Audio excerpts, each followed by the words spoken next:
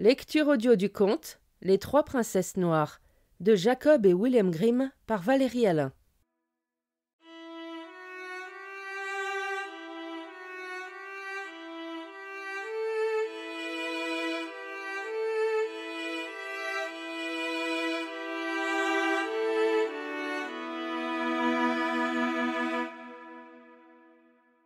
Les Indes orientales étaient assiégées par l'ennemi. Celui-ci ne voulait pas lever le siège tant qu'on ne lui aurait pas donné 600 thalers. On battit donc tambour pour annoncer que celui qui parviendrait à réunir cet argent deviendrait le maire de la ville. Il y avait là un pauvre pêcheur qui pêchait en mer avec son fils. L'ennemi s'abattit sur eux, fit prisonnier le fils et donna au père 600 thalers en échange. Le père alla trouver les messieurs de la ville et leur donna les 600 thalers. L'ennemi se retira et le pêcheur devint maire. On annonça que celui qui ne s'adressait pas à lui en l'appelant monsieur le maire serait pendu.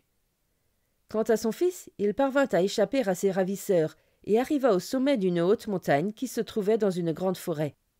La montagne s'ouvrit et il rentra dans un grand château ensorcelé, où les chaises, les tables et les bancs étaient tous recouverts de tissu noir. 3 princesses vinrent à sa rencontre. Elles étaient toutes de noir vêtues, et seul leur visage était encore blanc par endroits. Elles lui dirent de ne pas avoir peur, elles ne lui feraient aucun mal, mais lui, il pourrait les délivrer.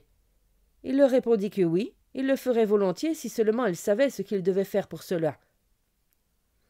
Elles lui dirent qu'il ne devait pas leur parler ni les regarder pendant toute une année. Quand il voudrait quelque chose, il n'aurait qu'à le dire, et quand elles auraient le droit de lui répondre, elles le feraient. Après qu'il eut passé quelque temps là-bas, le jeune homme dit qu'il aimerait bien retourner chez son père. Les 3 princesses lui répondirent qu'il le pouvait. Il devait prendre cette bourse d'argent et mettre ses habits, et il devrait être de retour dans 8 jours. Il fut alors soulevé, et il se retrouva aussitôt aux Indes orientales. Ne trouvant pas son père dans sa cabane de pêcheur, il demanda aux gens ce qu'était devenu le pauvre pêcheur. On lui répondit qu'il était interdit de parler de lui ainsi, sinon il finirait pendu.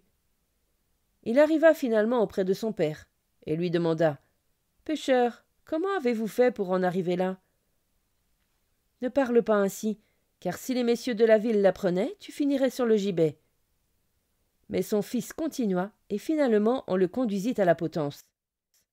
Une fois là-bas, il dit « Messieurs, accordez-moi tout de même de retourner voir une dernière fois la vieille cabane de pêcheur. » On le lui accorda. Il y entra et remit ses vieux habits, puis il ressortit voir les messieurs de la ville et leur dit « Voyez-vous à présent, ne suis-je pas le fils du pauvre pêcheur?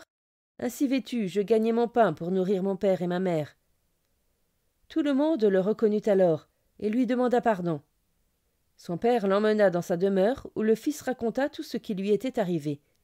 Il dit qu'il était arrivé dans une forêt sur une haute montagne, que celle-ci s'était ouverte et qu'il était parvenu dans un château ensorcelé où tout était noir.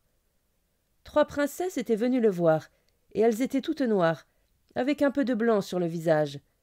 Elles lui avaient dit d'être sans crainte, mais aussi qu'il pouvait les délivrer. Sa mère lui dit alors que cela ne présageait rien de bon, et lui conseilla d'emporter avec lui un cierge béni et de leur faire couler sur le visage quelques gouttes de cire chaude. Le jeune homme retourna au château, et il avait peur. Il fit couler de la cire chaude sur le visage des princesses pendant qu'elles dormaient, et elles devinrent toutes blanches jusqu'à mi-corps. Les 3 princesses mondirent alors hors de leur lit et s'écrièrent « Chien maudit que tu es, notre sang doit crier vengeance. À présent, il n'y a plus aucun homme sur terre qui puisse nous délivrer, et il n'en naîtra plus jamais aucun. Nous avons encore 3 frères qui sont enchaînés avec cette chaîne, et ils te mettront en pièces. » Le château tout entier résonna alors de cris terribles, et le jeune homme parvint tout juste à prendre la fuite en sautant par la fenêtre. Il se cassa une jambe. Quant au château, il s'enfonça de nouveau dans le sol. La montagne s'était refermée, et personne ne savait plus où cela s'était passé.